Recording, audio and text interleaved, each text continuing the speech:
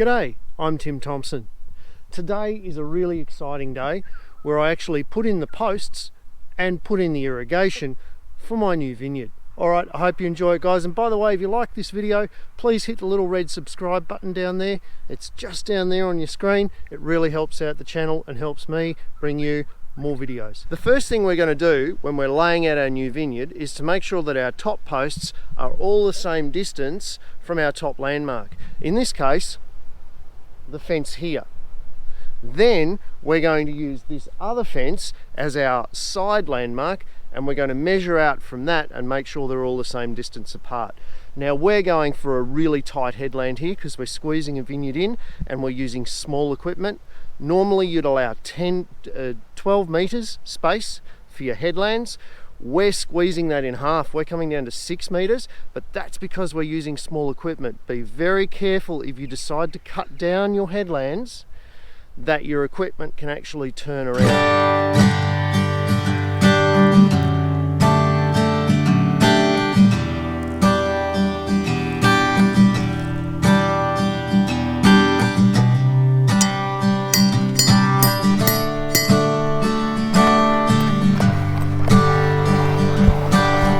So now we've got our first corner post in, we're going to do our second top corner post. So I'm measuring across 12.5 because we're going to be 2.5 meters off the outside fence.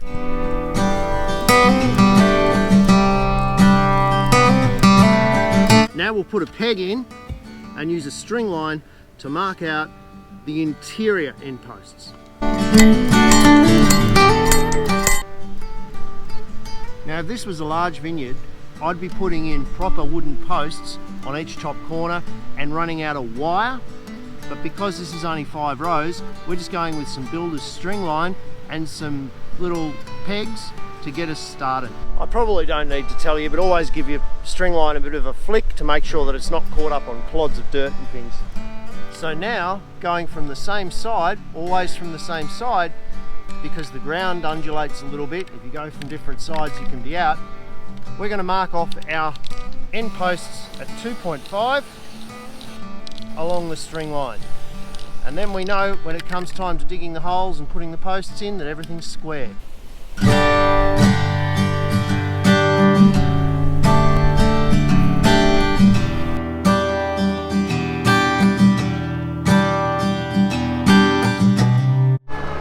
I'm really blessed to have friends like Craig who drop everything, come over and give us a hand to put these posts in. Bobcat's much better than my dodgy old 3-point linkage post hole driver, and it does the job so quick.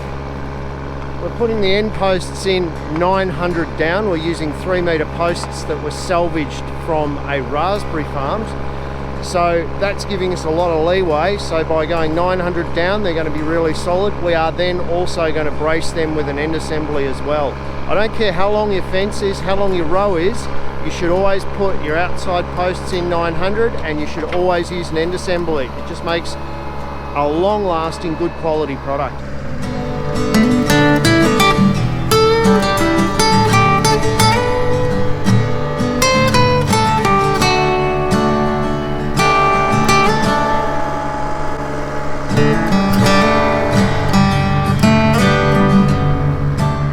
Now, after play was interrupted somewhat by rain, we're going to put in the corner posts. We're also going to check once again the measurements just because I want everything to be spotlessly right. This is the one part where if you had a bit of extra cash, it would be worth getting a contractor in and just having the posts rammed. It's going to take me a lot longer and a lot more effort to get these posts tamped into the holes that have been dug. But you know, this is a low budget job, and I'm going to share the costs with you also, so you'll see that, you know, it does save me a bit of money doing it this way. They won't be in the ground quite as securely, but I'm going to be using some pretty solid end assemblies on very short rows, so I'm not too concerned. What I'm doing here is I'm putting 1/3 of the dirt back in the hole. So if your hole's that deep, you'd only fill it that much, tamp that down. That's going to give you the strength for the rest of the post.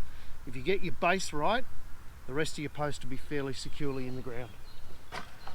All right, let's get tamping.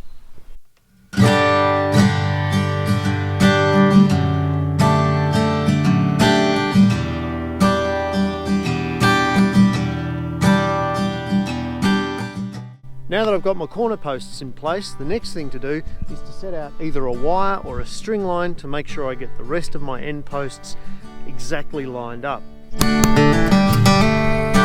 Come down to the other end post, put a loop in your string, twist it about 10 times, put it around your nail,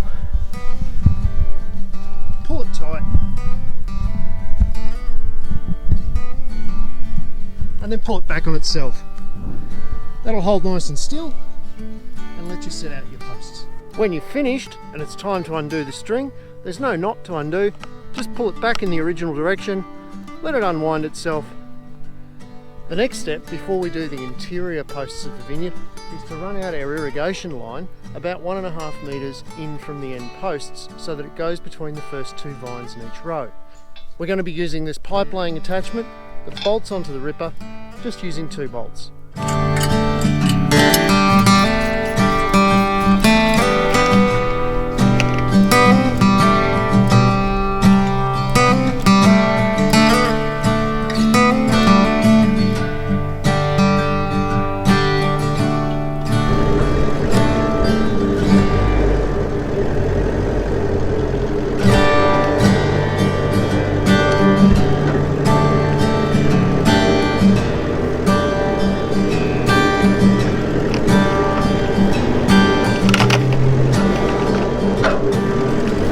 Now the pipe's laid, I'm free to work in the vineyard without worrying about having to go across the vineyard for any other reason.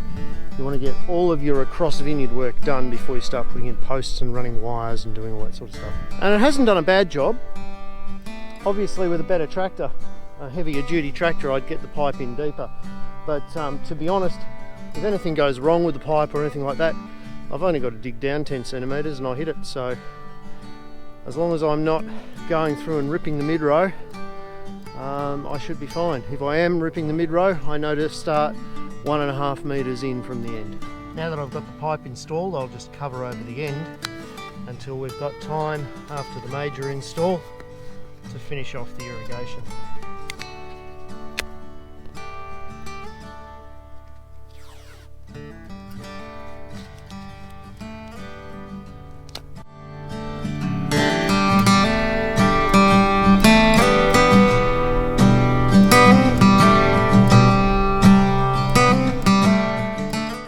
So all that measuring up and all that moving string around and everything, it's all very well for a tiny vineyard, but for large vineyards we'd never ever do that. What we'd do instead is we'd use surveying pegs. And as you can see here, when I move from side to side, the peg over there at the back disappears when I'm spot on in line. So all I then have to do is get another peg, come back further away, say about 10 rows or so, move that peg backwards and forwards till the whole row of pegs disappears from view, and I know that that's straight in line. Normally for 20 rows or less we'd do what I've done, but with a really large vineyard we'd use surveying pegs, much quicker. Alright guys, hope that's been helpful, and I'll catch up with you next time when we do planting.